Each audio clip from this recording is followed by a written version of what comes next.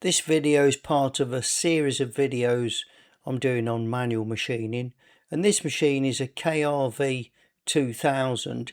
It's an XYZ machine. It's a turret mill, and these turret mills, they're all similar to the Bridgeport BRJ, and these are very versatile machines. You can tip the head over, you can tip it forward and backwards, you can rotate it, you do all sorts of stuff. So it's really useful for, you can tip the head right over and drill holes in the side of a part if you want to.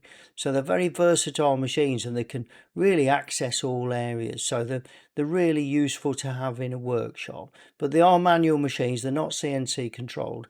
This one's got an ACU-RITE Mill Vision digital readout. It's a fairly old 1990, 89, 99, 1990 DRO, but it's still got some quite clever little functions on there. So enjoy the video. This section I'm going to show you how to change the tools and the collets on this machine. It's the same on almost all of these turret mills. They're an R8. This is what we call an R8 collet system, and it holds collets or chucks with this R8 taper on that you can see here. We change them by undoing this drawbar at the top. So first of all, we're going to undo the drawbar at the top here. And then once we've got that loose,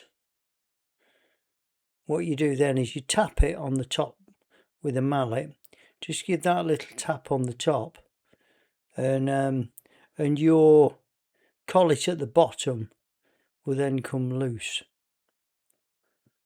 And it's not a bad idea to put something under this tool just in case it drops. Be careful, you might need to wear something.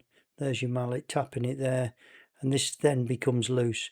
And then if you support that collet as you undo it, that'll drop out.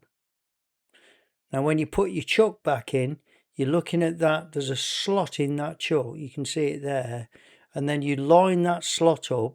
There's a key, well, it's a keyway, there's a key in there, and you'll feel it drop on that key. Push it up like that, and then do up your drawbar till you feel it pulling on that tool, and you'll feel it, it'll stop being loose and it'll pull it up.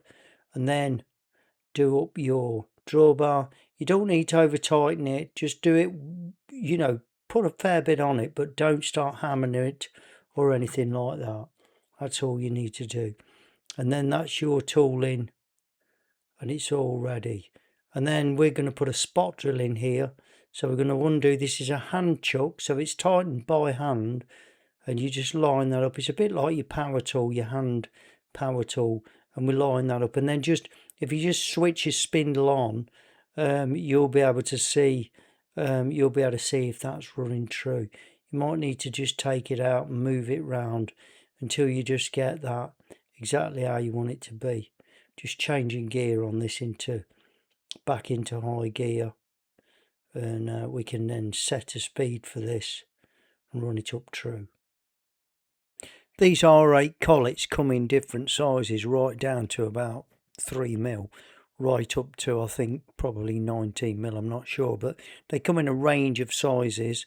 And you can clearly see there the keyway in this, which you have to line up with that the key that's inside the machine. So when you push that in, you twist it around until that slot just drops into that key. You'll know when it's gone in, and your collet will then slide up into place. So the main thing is that you don't force the tool into that collet. If the tool's bigger than the collet, then you shouldn't be putting it in, and you can take it down. It's a good idea sometimes to put the collet into the drawbar and do it up, and then see if your tool will go in, because that means it's fully closed down, and that's not right for that tool.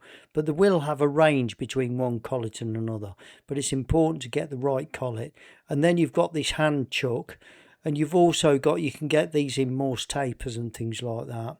You can get a Clarkson milling chuck as well that'll fit straight into this collet. It's got this R8 collet on the back, so you can get a full range of tooling which will go in here. The beauty of the hand chuck is that you can use that for your drills and your spot drills and things like that, and change them by hand.